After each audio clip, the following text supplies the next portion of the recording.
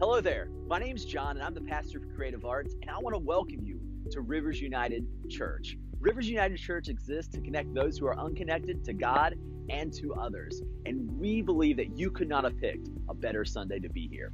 If you would like to learn more about Rivers United Church, you can go to our website at riversunited.church. On our website, you'll find tons of resources. If you would like to sign up for our digital weekly and receive a weekly email about what's going on, what we're praying about, what message series that we're in, go ahead, click the button that says Digital Weekly and sign up to receive that weekly email.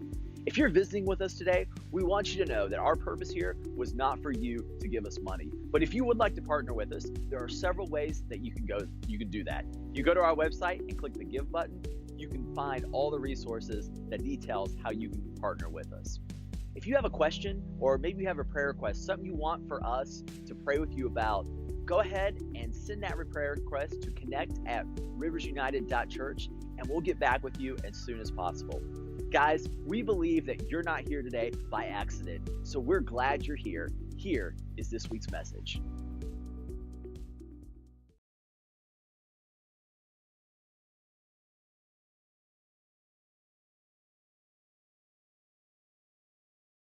You came here today expecting or planning to give. There's many ways to give. You can give online. You can text to give. You can also use the envelope behind the seat and drop that once you give in those boxes. There's also a connection card behind the seat. A lot of times people have questions, or maybe you have a prayer request. Maybe you want to know about something going on here at Rivers United. You can fill that card out and also drop it in one of those boxes, and someone would absolutely love to get back with you. Today, if you need prayer, we also want you to know that we would love to pray with you. We have a prayer area right over here at the end of the service. Feel free to take advantage of that and seek prayer at the end of the service. One other thing that's coming up, ladies, September 10th, it's a women's brunch. It's called Taste. There's going to be a devotional, a gathering of women. If you want to go to that event, in your program today, there is a QR code, and you can register right there from your phone. If you're not comfortable with that, someone can help you register. We'd be happy to do that. See me. I can connect you with the right people. But we would love to see this place packed with ladies to get together. You know, it's so important not to do life alone. And sometimes it's great just to have some other ladies you can share, laugh, and get a good word from God. So we hope everyone will be there. Well, I'm so excited. We're continuing in this series with Pastor John today called Sweet Emotions. Let's hear Pastor John.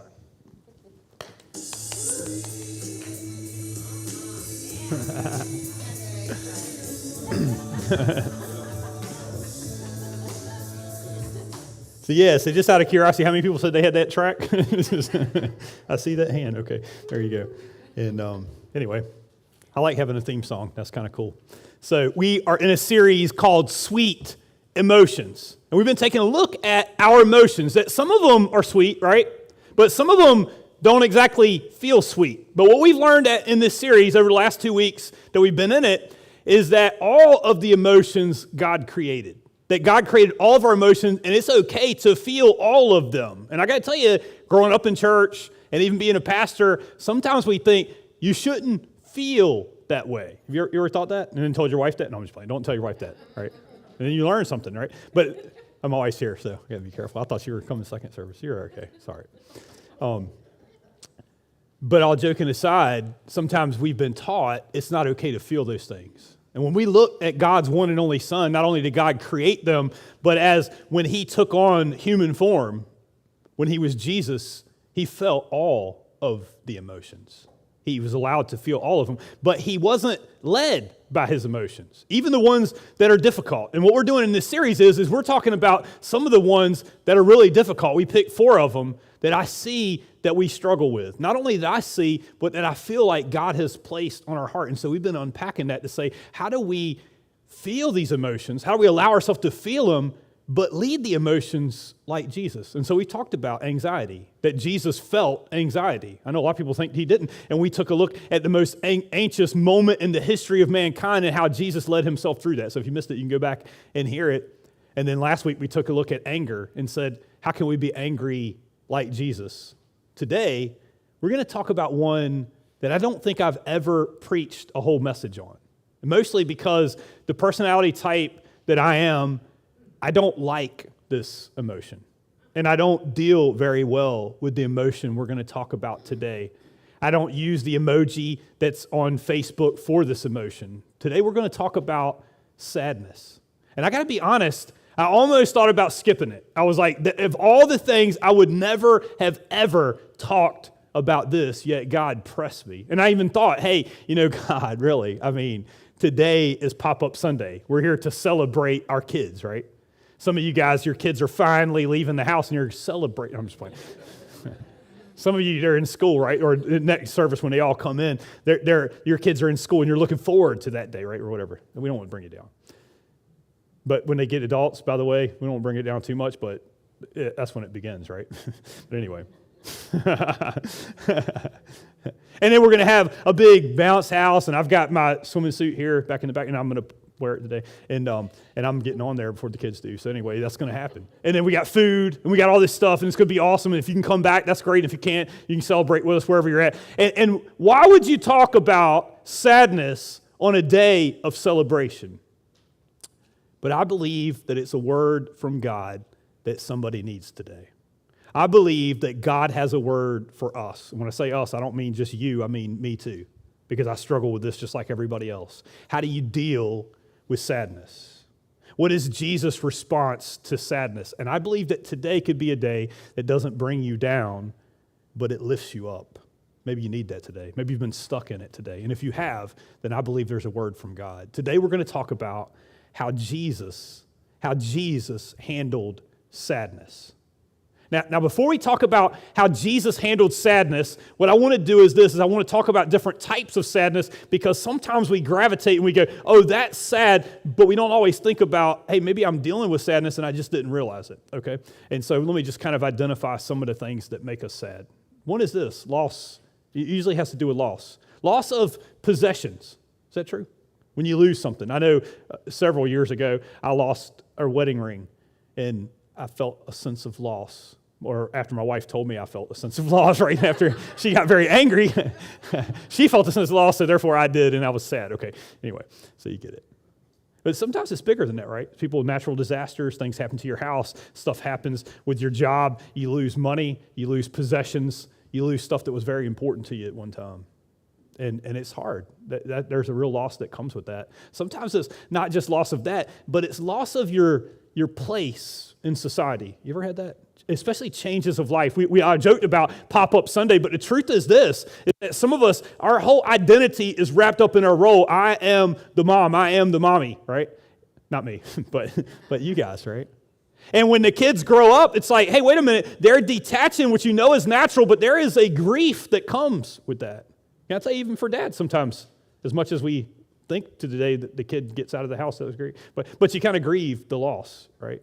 That they're not here, and that was my role. Or some people, when they're in retirement, my job has identified me my whole life. It's what I am. What I do is who I am, and you grieve a loss.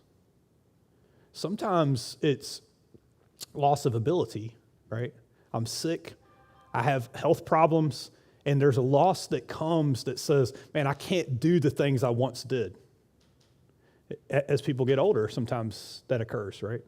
I can't do those things anymore, and you grieve a loss. What do you do with that? How does Jesus say to handle that? Sometimes it's a loss of a relationship, right? It breaks, and then sometimes it's the feelings that you even feel. Like sometimes it was, hey, a loss because you couldn't help it and the person went away. Maybe it was a friend that moved away. Maybe it's somebody that betrayed you. Maybe it's somebody that deserted you. Maybe it's somebody that abused you. And what do you do with those feelings? Or maybe it's a relationship that ended, the most important one you never thought would end, and it's a divorce. And how do I deal with the loss? And sometimes it's the greatest loss of all, the loss of a loved one, that they're not coming back. They're gone. They died.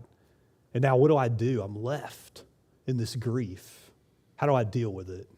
What I want to do today is I want to show you not how I deal with it. I want to show you how Jesus dealt with it. What Jesus is telling us today. How Jesus handled it and what it has to do with us and how Jesus can help us with this. So I want to start with a passage. It's John chapter 11 and verse 35. If there was a verse that I would tell you to memorize, it would be this one. When I was a kid and they said, hey, memorize a verse, this is the one I would memorize. And it was this one right here. Jesus wept. Okay, sorry. I've always thought that was kind of a funny passage, you know. But to be quite honest, I think I've been avoiding this passage. Jesus wept. We moved past it very quickly. I don't think Jesus did. Just to kind of set it up for you, Jesus had a loss. He had a friend. His name was Lazarus. He was friends with, it was a brother and two sisters that all lived together, and he would come to their house, and he went on there many occasions, and they were personal friends. When he wanted to get away, he would go to their house, and his friend Lazarus died. And when he got there, it was confusing, and normally I would focus on the first part of this passage, where how the people responded, how the sisters responded, and there was confusion. They had sent for Jesus to say, Jesus, you heal people. Why don't you come and heal Lazarus? And Jesus didn't show up. He was late. And he came.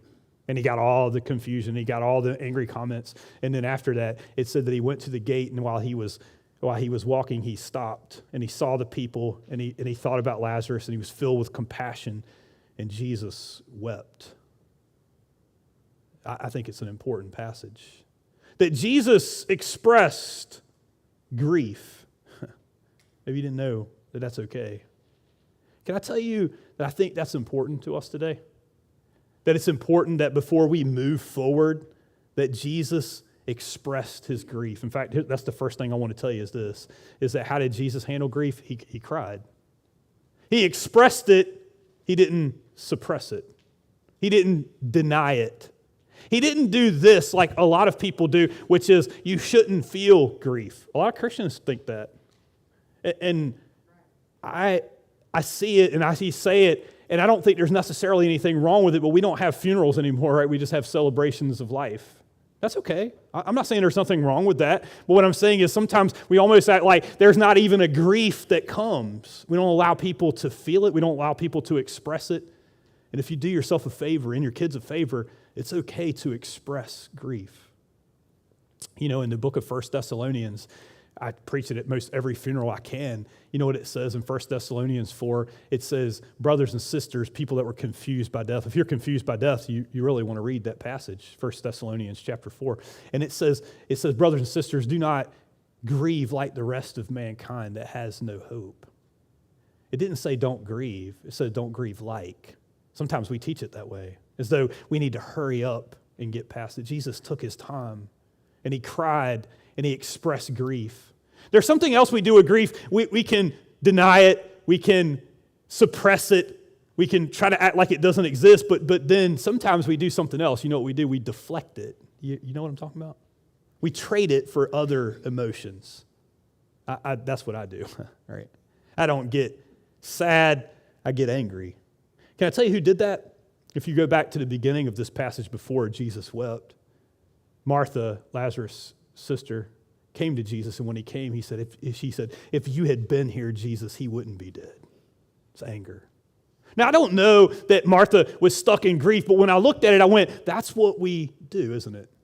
We don't express grief because we don't want to feel sad, so we deflect it by being angry and blaming. And I know, I've read psychology, I've been to counselors and all that kind of stuff, so I get there's a grieving process. And a piece of it is anger. A piece of it's denial. I get it going through it.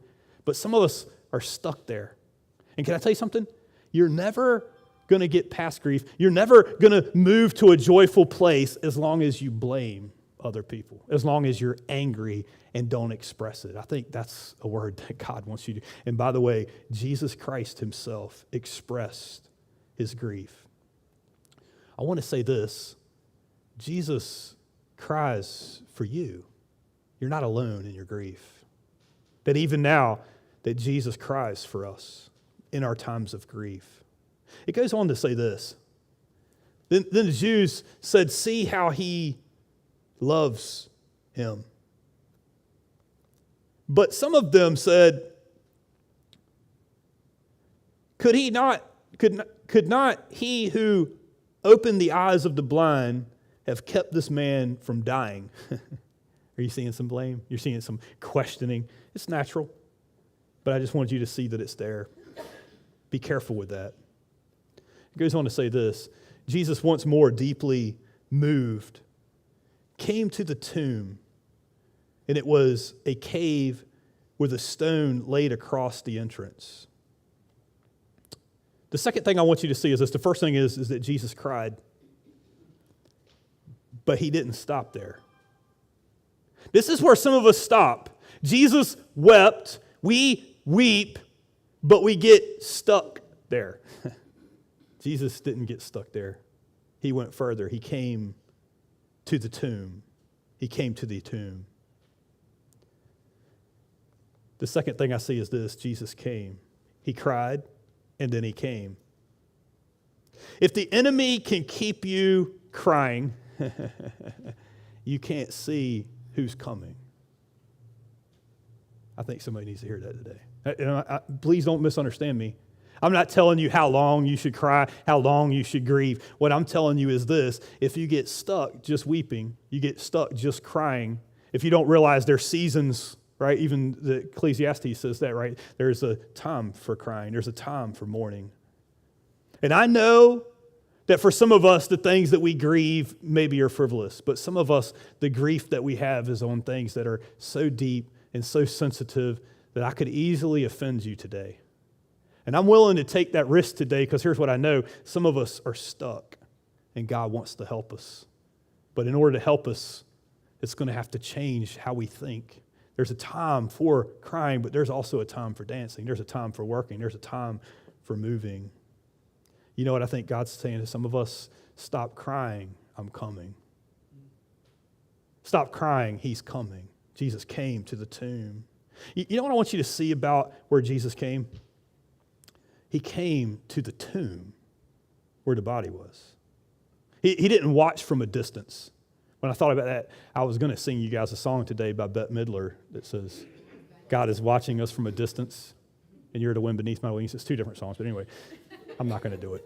You'd be sad if I did. You want to feel sadness? Listen to this. I don't even like the song, but anyway. God's not watching from a distance. That's what I want to tell you. If you're in your grief, Jesus is coming to you. Can I tell you something? Jesus is already here. He's at the gate, but some of us can't hear him. Some of us can't see him because we're crying. And he's saying, stop crying, I'm coming. I'm coming. He's coming. So important. He goes on to say this. Verse 39. Take away the stone, he said. Did you expect that? Maybe you've heard the story, but I got to tell you, that's not cool, right? I mean, when I say he's up close and personal, he's going to where death is. I mean, that's gross, man. I mean, the body's there. It's been there for a while. And by the way, the Jews don't embalm. He's been there 4 days. But Lord, said Martha, the sister of the dead man, by this time there is a bad odor, for he has been there 4 days. Can I tell you something? Jesus will come to your deepest hurt. The place that smells bad, the place that is bad, the place that's horrific. He's there. Then Jesus said, did I not tell you that if you believe, you will see the glory of God? So they took away the stone, and then Jesus looked at it and said, Father, I thank you that you have heard me. I knew that you always hear me, but I said, for the benefit of the people standing here, that they may believe that you have sent me. And when he had said this, Jesus called in a loud voice, Lazarus, come out. So he cried, he came, and he called. I've been thinking about this for a while because I went, maybe this ain't the right passage. Because we say Jesus is here, but some of us have lost people, relationships, all kinds of things. We've lost things that don't seem to be coming back to us. And I'm not saying Jesus can't raise the dead. Obviously, he did. I mean, like, I'm not trying to give away the rest of the story, but Lazarus came out. And I know how sensitive this is, and I'm not saying how you need to contextualize this, but I do think as I prayed, I realized that Jesus was saying, you know, John, by the way, he didn't clear the graveyard out that day. That's not the point of the story. The point of the story isn't just that Lazarus came out. It's who Jesus is. And I don't want you to miss it, because if you're not careful, what you'll think is, well, it doesn't apply to me because they got their loved one back and I didn't. It's a natural thought. That's what I think. That's what I've thought. I'm like, that's great for them, but what does it do for me? Can I tell you what I think it's doing for you? That if you're not careful, you'll miss in your grief. Jesus isn't calling what you lost. He's calling you. You're what's dead. You're what's stuck. You're what needs him most. And he's calling your name. You're Lazarus. And he's saying, come out. He's saying, come out. Maybe you needed to think about that just for a minute. You see, what I need you to understand today is this, is that some of us have lost, and it's okay to cry. But if God left you here, you still have purpose. God left you here, you still have purpose. I want to say this very carefully, and I want to say it again. I know maybe I'm going over it too much, but for the person that's really grieving, the person that's really stuck, you'll understand why I'm saying it. It's okay to cry. I'm not rushing you through your grief. I'm not saying that you're just going to forget about those people. That's not what I'm saying. What I'm saying is this, is that if God left you here, he left you here with a purpose. And while you're focusing on what left, you're missing what's left. In your grief, you're missing all the people around you. You see, what I believe Satan would want more than anything else is this, for you to focus on who left and what's lost. And you know what God is wanting? He's wanting you to focus on who's lost and what's left. Somebody needed to hear that today. I don't know, but I believe it. You see, everything you've gone through, God can use to help somebody else. Now, I don't know about you, that didn't bring a lot of comfort to me. I'm analytical, especially when I get mad. Sad, maybe one and the same. You mean you hurt me so I can help others? No, that's not what I'm saying. You're missing the point. And I want to give you a verse today, and if it's you, maybe you need to write this verse down. It won't be on the screen, but you can write it down, and you can take a look at it. It was written to a church called the Church at Corinth by the Apostle Paul, to a church that was really messed up. So if you're really messed up, you're really struggling, then this verse is for you. 2 Corinthians chapter 1 and verse 3, it says this, "Praise be to the God of our Father, of our Lord Jesus Christ, the Father of all compassion and the God of all comfort, who comforts us in all of our troubles, so that we can comfort those in any trouble with the comfort we ourselves have received from God." Helping other people. I need to say it again. God didn't hurt you so you can help others. It's quite the opposite. God is saying, if you help others, you'll help yourself. See, that's what you're missing. I know.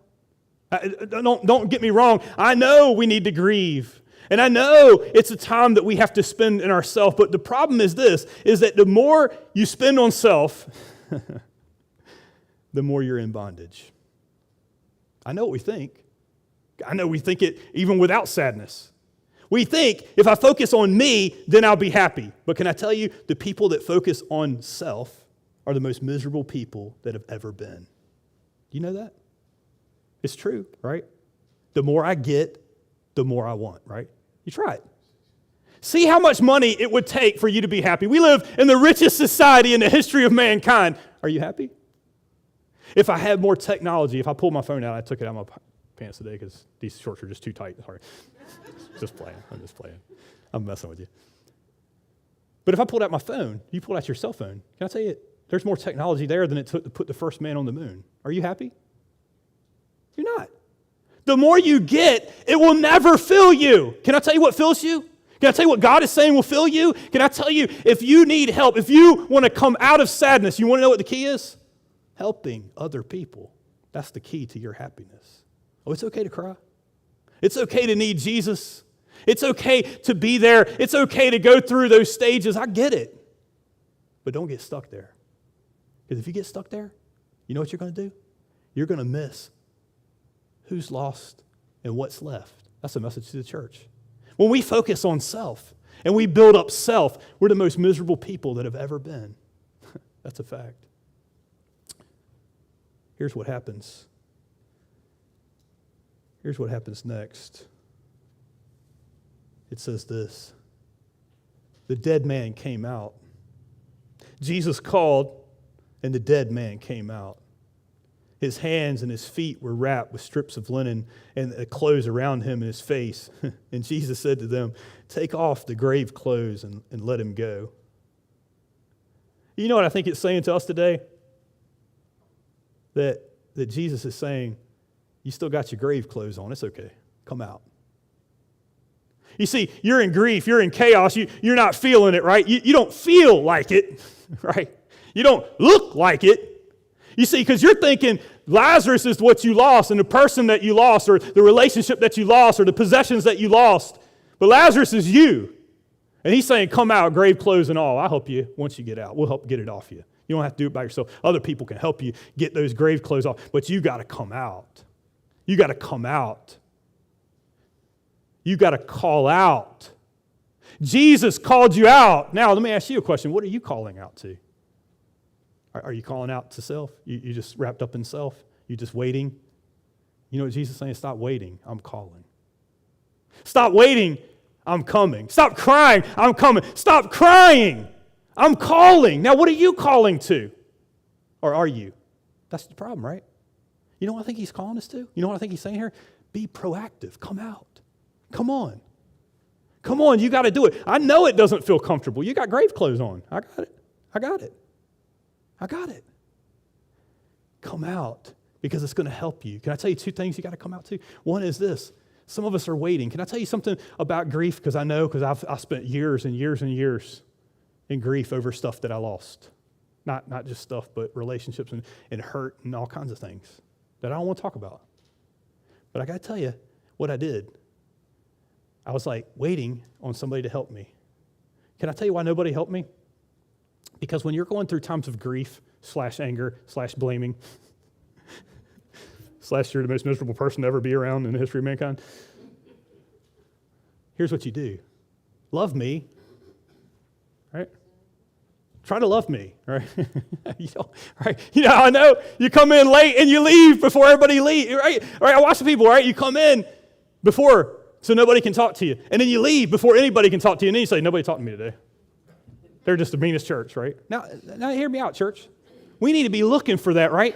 We need to be responsible for that. We need to know, hey, there's people when we're so celebrating, when we say things like Pop-Up Sunday, when we say things like, hey, let's celebrate, they don't feel like celebrating, and we need to look and search them out. That's our job. And if you're not doing that, then that's something we need to be convicted by and do something about it. But let me tell you something. Some of us are stuck because here's what we're doing. We're waiting on people to come to us, and they're not going to because we're pushing them all away. Can I tell you what God's saying?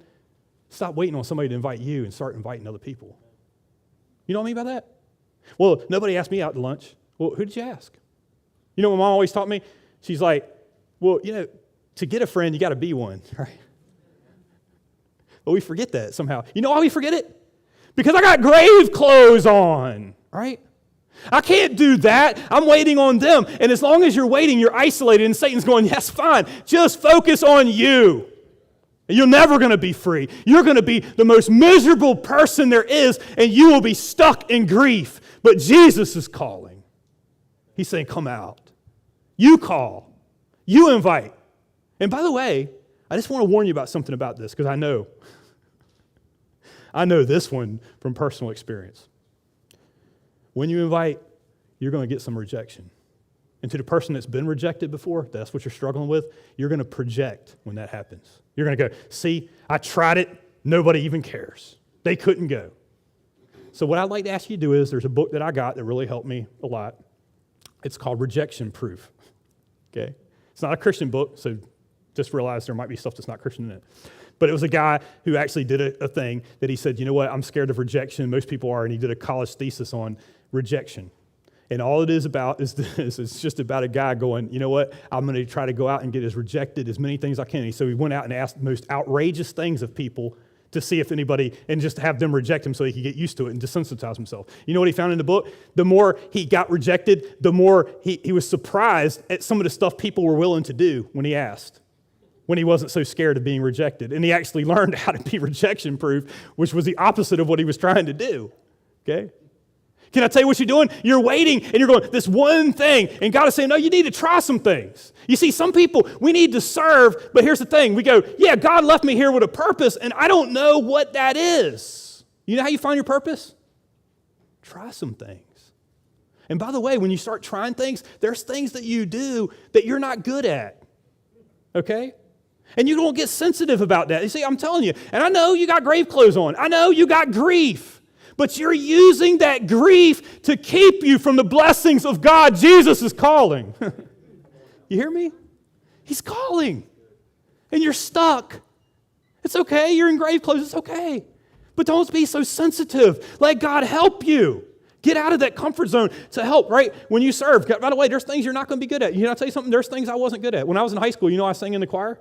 Not one time has John Baston ever asked me to sing on the praise team. And he's got video to prove why he never asked me to do it. So I want you to hear that, John. I got you. Right? I wasn't good at it. But I didn't stop, right? Until I found what I am good at. I hope. Right? You find what you're good at. It takes time. You know what Jesus says? He says, knock and the door will be open. You know what the problem is? You're not knocking. You're not seeking. It works when you work it. There you go. That's some good word, right? Come out. Jesus is calling. Can I tell you, serving other people will unlock your blessing. I've seen it. I've seen people in the worst conditions possible that were so happy. Didn't think it was possible. They were grieving amazing loss. I'll give you one example. We used to do a service in a nursing home. It's hard to believe how long ago that was. The person's been passed away for a long time. I got to go to her funeral. It was a little old black lady named Miss Pittman. And I remember her from the nursing home. I remember hearing about her from everybody in the nursing home, that every person that came in, Miss Pittman would greet. Every person that came in, including a lady that was very accomplished, that went through a deep time of depression as she went into a nursing home. You got to understand, when you go into a nursing home and stuff like that, it's really hard, right? You've lost a lot. Can I tell you something about church? We love to say we're a hospital for the hurting, but we don't ever want to go to the hurting, trust me. Right? Think about that. You want to help people, maybe go where they're at. They're hurting. They're there. They're all by themselves. By the way, there's people there, including Miss Pittman, didn't have anybody come to visit them. But Miss Pittman didn't need anybody to come visit them because she invited every single person. She brought people out of their sadness. And you might be thinking, well, maybe she's just blessed, right? She went through the most extreme times of racial prejudice. Her sister was murdered. She raised her sister's kids. Her sister's kids lived far away. And when we went at Christmas time, she didn't have anybody there to visit her. But can I tell you something? She didn't need them because she had a room full of people that she made friends with. But there's other people there, miserable as could be. You know the difference? The bondage of self. Miss Pittman helped people. The other people didn't. That's why I'm telling you, helping people is what's going to heal you. Helping people is what's going to heal you. Oh, I'm not saying you're not going to be sad. And trust me when I tell you, part of this kind of goes like this. It kind of goes, maybe you got to be in the season of mourning and the season of dancing at the same time. It's okay to dance with your grave clothes. Get it? Okay. Here's how I want to wrap it up. You have a choice. You have a choice. I believe God has sent us here today with a choice. You can keep on blaming, or you can have purpose, but you can't have both.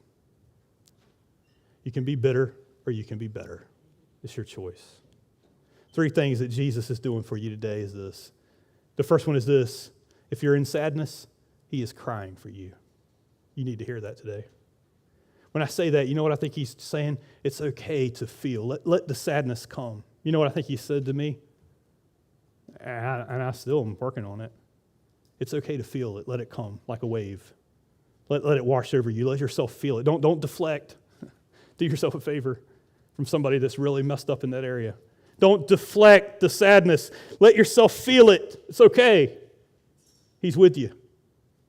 He's crying for you, and he's crying with you. You'll be okay. But let yourself express it. When you let yourself express it, and you know that Jesus is crying with you and for you, God will heal you. The second thing is this: Jesus is coming for you. Maybe I should say it different. Jesus has come for you. You can't see him as you're crying. I got it. But now it's time, right? Stop crying. He's coming. He's come. He's here. He's knocking on your heart door. But I got to tell you something about this part. That grief and deflection will lead us to a place because we'll never feel more justified to do things that aren't right. So here's what I got to warn you about. Stop looking for help in the wrong places. I had another song I wanted to sing. It's called Looking for Love in All the Wrong Places. You know, I got the right crowd. You guys know that song, right? Country and heavy metal. You know them all. Okay. Are you looking for it in the wrong places? Can I tell you how many people, they make the biggest mistakes of their life after times of grief because they use it to justify making the worst decisions possible? Where do you look? Look to Jesus. Jesus has come. I'm so busy crying. I'm so busy doing things to fill my grief that I don't even see Jesus. I don't even hear Jesus. If you don't see him come, you can't hear him call. Hear me? So important. I'm telling you, that's important. So where do you go? Where do you go to hear Jesus?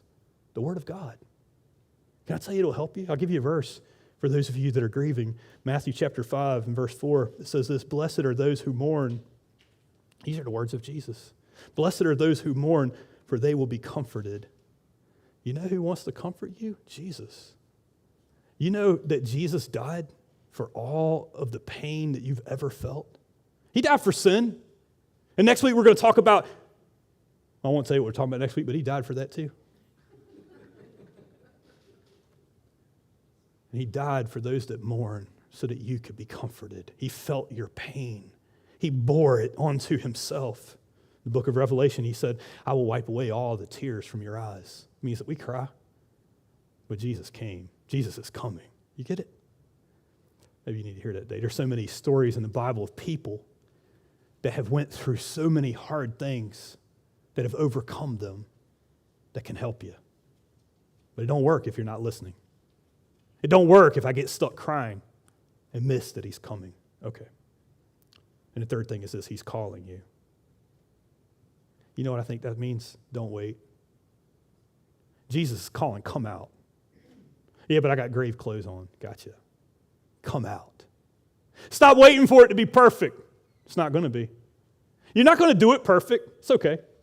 You're going to mess up. You're going to fall apart. You're going to feel the chaos. You're not going to be nice to everybody all the time. I get it. But don't let that be an excuse to just stay there, because it gets better as you go. Trust me. Come out. He'll help you get your grave clothes off. He sent people to help you get your grave clothes off. He sent people who have been where you're at that can help you with where you are. Trust me. I know. Right? Stop waiting. Stop waiting. Come out. Stop waiting. Call out to him. What are you calling out to? He's calling out to you. What are you calling out to? Are you calling out to him? Are you calling out to others? Because it's the key to healing you. I know that part's true. Okay. Don't wait. Serve other people.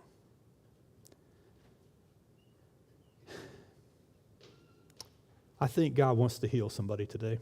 I really do. And I know it's a process, and I know it won't last for a moment, but that's okay. God will give you the grace. God will give you the grace today that you need for today. And by the way, he's the same God yesterday, today, and forever. He'll give you the same grace you need for tomorrow. Are you ready to be healed? Let's stand for prayer. Father God, you know that the emotion of grief is the one that I hate the most. I don't understand it. I don't like it. I didn't want to talk about it. But I'm glad you did, Lord, because we need it. And I know that there's people that are grieving, and God, I pray with all of my heart that we didn't offend someone in their grief. But Lord, I think it's worth risking offense so that somebody could receive your healing.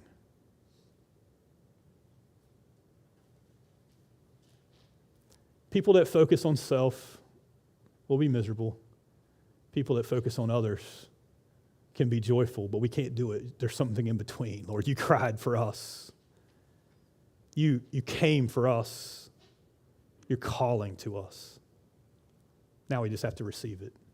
I don't know what stage somebody's at. Maybe there's somebody who needs to cry. They've never expressed it. They've been deflecting it. They've been denying it. They've been trading it for other emotions. Maybe they need to take a time to do that. God, there's somebody who just needs to realize you came for them, that they're not alone in this place of horribleness. There's things that nobody could even understand that they're going through. And I pray, God, they can feel the God of all comfort with them, that you came right to where they are, that you feel everything they've ever felt. And you cry for them, but you came for them. And then you called to them. That God, it's so easy to get focused on what I lost, and my grief and my anger and my blame, that I miss what's left and who's left. Help us, Lord. Help us not to do that. We still got purpose. Oh, it hurts, but it's okay. We can hurt together. I pray for the one that they need to get outside that comfort zone to start trying to reconnect to you, to people, that they'll be proactive with it. And God, I pray maybe serving other people. And serving other people, we help ourselves. Wouldn't that be amazing, Lord, if that was the kind of church we were? That we look for the person that's hurting, but we have the plan. We go, hey, man, we've gotten through it. And now the God who's comforted us, we're able to comfort other people. Go, God, please make us that kind of church. And we'll give you all the honor and glory and praise in Jesus' name. Amen.